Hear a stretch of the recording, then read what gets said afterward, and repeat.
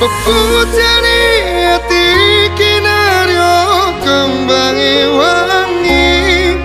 Sabar-sabar ngomong aku, muka selawase dadi siji.